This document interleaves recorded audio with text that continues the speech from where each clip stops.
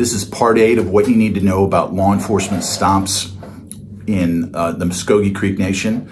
My name is Ted Hasse. I'm an attorney practicing in federal and tribal courts in Indian country and eastern Oklahoma. So where we've been, we've talked through a lot of the process of traffic stops, what you need to know about your rights, and where we left off was we were talking about the DUI stop. And I just want to remind everybody, most important things to remember about your rights is don't answer questions. You don't have to. Don't consent to searches. Don't agree to stick around waiting for a canine unit to come around. If you're not being detained, you should go. And then finally, with regard to the DUI stop, if law enforcement asks you to do a field sobriety test, the answer is no thank you. They're just trying to build a case against you. This seems like a good spot for me to detour briefly to talk about the DUI checkpoints. And this is sort of a special issue, and what I'll do in this video is I'll talk about both the law as it applies to non-Native Americans and Native Americans outside of the Muscogee Creek Nation and other tribal reservations, but I'll also talk about what the law looks like within Muscogee Creek Nation and other tribal reservations. So my hope is it'll be helpful to everybody. With regard to DUI checkpoints, let's talk about what those are. Law enforcement will sometimes, oftentimes on weekends, set up checkpoints where they're stopping everybody. They're not stopping people for some alleged infraction. They're not, claiming they have probable cause to believe that there's some crime being committed or some crime has been committed. They're just stopping everybody, and they're asking questions to check out, whether they're intoxicated or impaired or whatever. Some people have some confusion about this and think that these are unlawful. Now, generally speaking, nationally, one can imagine another universe, another timeline where these would be illegal, and they should be.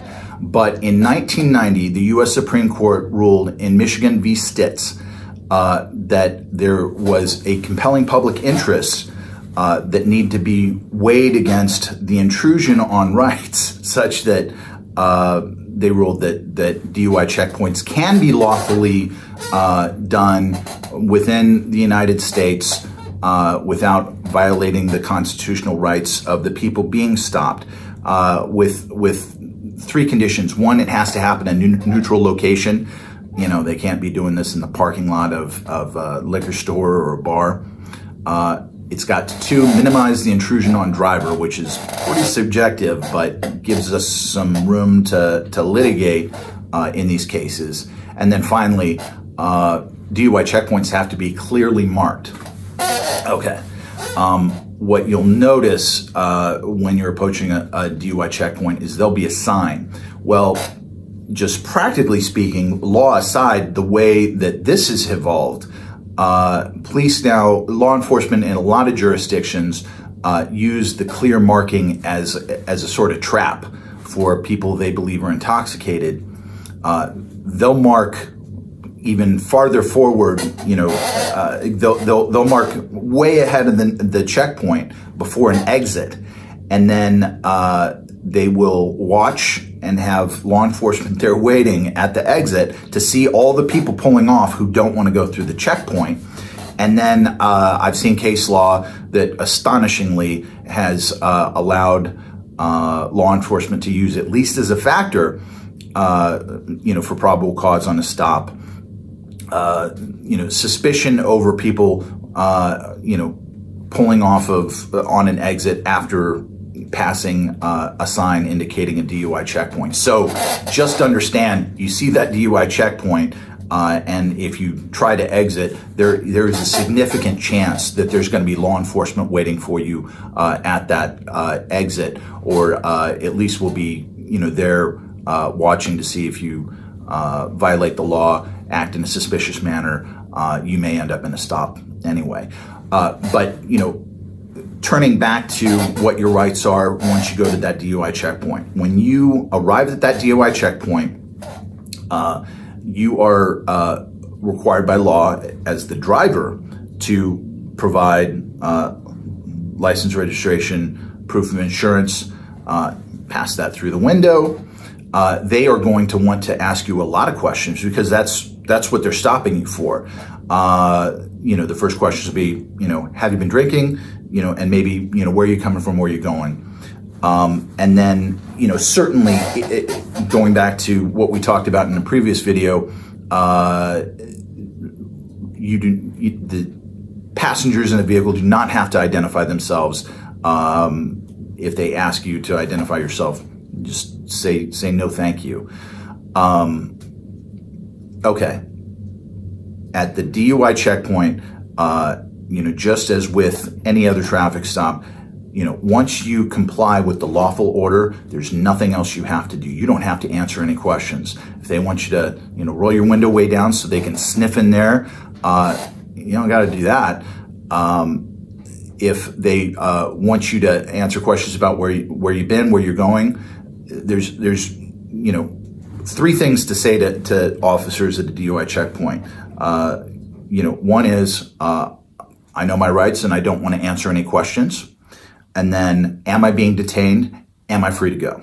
That's it. That's all you say to these officers. And I tell you what, these DUI checkpoints are awful. If you are, if you see a sign for a DUI checkpoint and you haven't had anything to drink, do us all a favor, add some pressure on them by going through that checkpoint and offering those same answers. I don't want to talk to you. I know my rights. Am I being detained and am I free to go? Because we don't want to make this easy on them to violate our rights. If your loved one has been charged with a criminal offense in Muscogee Creek Nation or any other tribal nation, you're going to want expert counsel. That's me. You're going to need somebody who's expert in tribal law. That's me. Give us a call at the number below. We'd be happy to talk to you. Again, my name is Ted Hasse.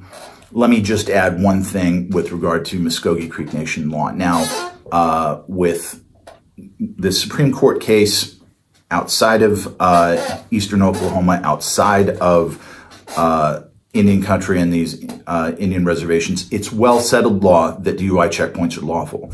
These have not been tested in Muscogee Creek Nation Supreme Court or Cherokee Nation Supreme Court. So if, at some point in the future, it's possible if we were to have a defendant, face a conviction off a stop from a DUI checkpoint, we could appeal that and see if the Muscogee Creek Nation comes out the same way as the U.S. Supreme Court. As it stands right now, I think what we can anticipate is that that at the trial court level, although they're not bound by U.S. Supreme Court precedent, in some cases they are, some cases they aren't. This is a situation where they probably would not be.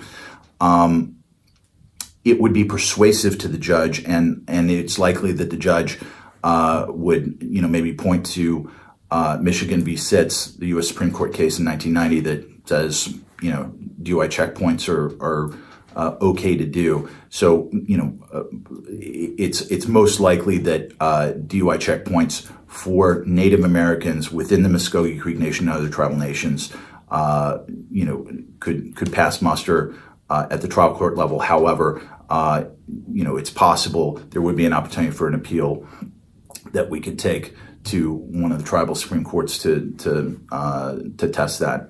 Again, my name is Ted Hasse. Look forward to hearing from you.